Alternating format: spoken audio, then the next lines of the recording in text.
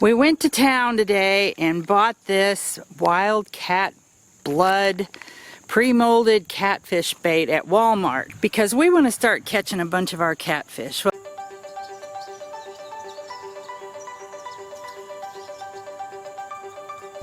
I decided to come out to the pond and give it a try, and I caught a huge catfish. I haven't seen it yet, but it tugged hard, so I had to holler at old guy to come and help me because I wanted to get my camera. I just got a glimpse of him down in there. I wanted to get my camera so I could video it. Can you see that big huge fish down in there? See if you can bring it up to the surface. I'm trying to work on it. Oh my goodness. He is a good one. He's huge. I didn't know we had any that big in here anymore. You ready? And we can't find the net. We had the net just over the weekend. And the cat's down there. He's going to get himself finned. Hope it's a good strong string.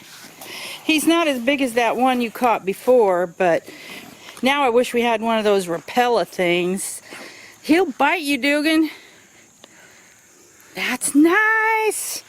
A good start. We're about ready to harvest our catfish for the year. We've been catching some quite a bit out of the pond over the summer, only taking the bigger ones. But we want to catch maybe about 50 of them to put in the freezer for the winter time. And that is a humongous great start. Yes, it is.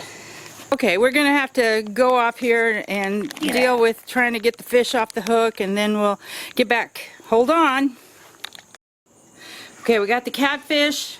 I've got a bucket and zeroed it out on the scale. We're gonna put the catfish in the bucket, hopefully. And hopefully it won't flip out of there. Set the bucket up. And it weighs almost 5 3/4 pounds. Yes, that's a good deal, isn't it? It is that.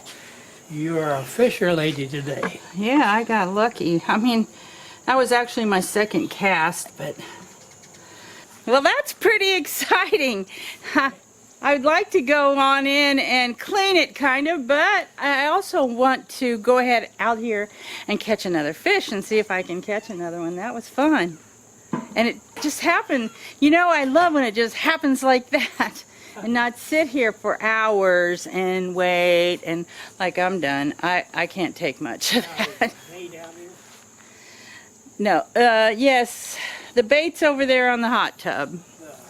Because I know, I set it over there because I figured the cats would be all over it if they got a whiff of it. Well, I've never actually used this stuff before.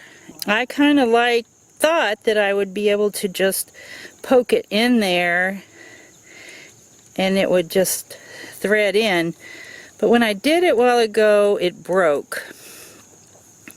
So what I did was actually take it and mold it, and this was kind of crumbly, but I just molded and pressed it together into a ball around the hook, and it worked. I threw it out. I got a bite, and so I brought it back in just to make sure my bait was still on, and I cast it back out, and then I caught that big guy. We've been having a lot of trouble with the bluegill getting our worms all the time while we're trying to catch a catfish. So hopefully they're not going to bother this bait. We'll just have to wait and see, but so far they haven't. I got another one. He's a big one, I can tell that. He's holding steady. I can see your big bobber down there. He really got it tight somehow. You mean you can't, like, tight like you can't reel? Uh-huh. Is he hooked on? You sure you got it? And you don't have, you're just not caught up on something? Well, he did enough while I was jerking and running. So he thinks he's got a huge fish on here, but I know I have, because I just... you can feel it moving. But he's obviously got himself braced with some bubbles coming up right over there. So how are we going to get that fish out of there? There's a lot of commotion going on under the water because I can see the water keeps swirling. So I'm sitting here on the bank holding the fishing pole. Right out there is a bobber that's a little bit under the surface of the water. Old guy has decided that he's going to get in the boat, except that it rained and the boat has a bunch of water in it, so he has to dump the water out of it before he can go out there.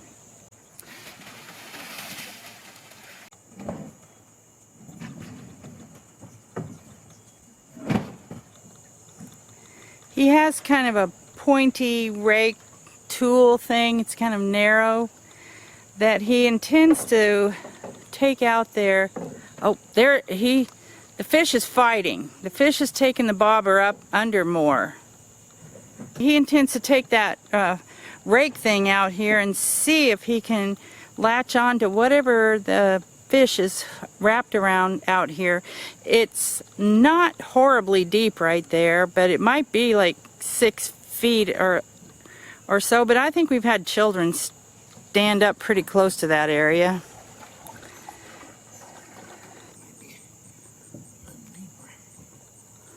You're going to jump in and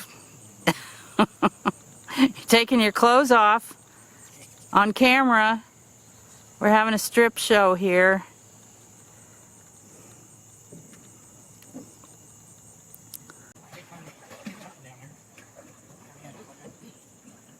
Yeah, I don't remember catching onto things. That there's a pipe right over there that's a drainage pipe from around our house.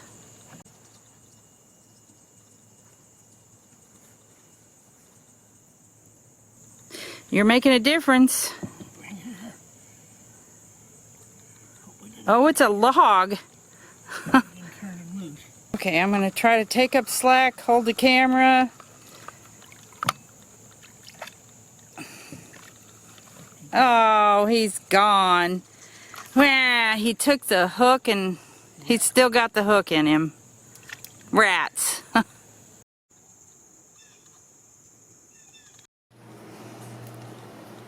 I've rendered him lifeless by a hammer to the head.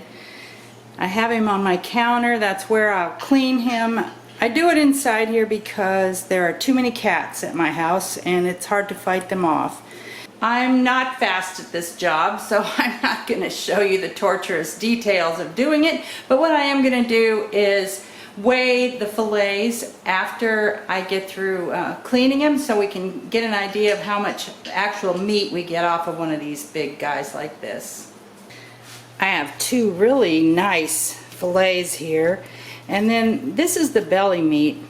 You can actually eat the belly meat. You have to take the inside skin and the outside skin off of it, but I suspect it's what they use to make catfish nuggets out of a lot of times. I wanted to show you how much fat is inside this guy. We feed them catfish food, so they eat pretty good, and they're very fat and very healthy, and they taste very good because our pond is nice and clean, and I think it gives us really good fish. So I'm going to see how much the fillets weigh. I'm going to start by zeroing out scale with that bowl on it, and then I'll add the fillets. So we came up with 33.2 ounces. So that is more than 2 pounds, a little bit more than 2 pounds. That's really nice. So I'll probably, even 1 pound is too much for us to eat at any meal. We could eat it, but we don't need that much. So what I'm probably going to do is make these into at least 3 different meal packages in the freezer. Very soon we're going to start seriously harvesting fish out of our pond for our food this winter. The ones we're catching right now were stocked about 1.5 years ago. We stocked some more this spring. This is our plan, to stock fish in our pond, feed them all summer, carry them over through the winter and not feed them, and then the next year start catching them and harvesting them for our food. So I'm really liking the idea of using our pond as a food source. Thank you so much for joining us, and I'll see you next time. Bye. Just to be with you.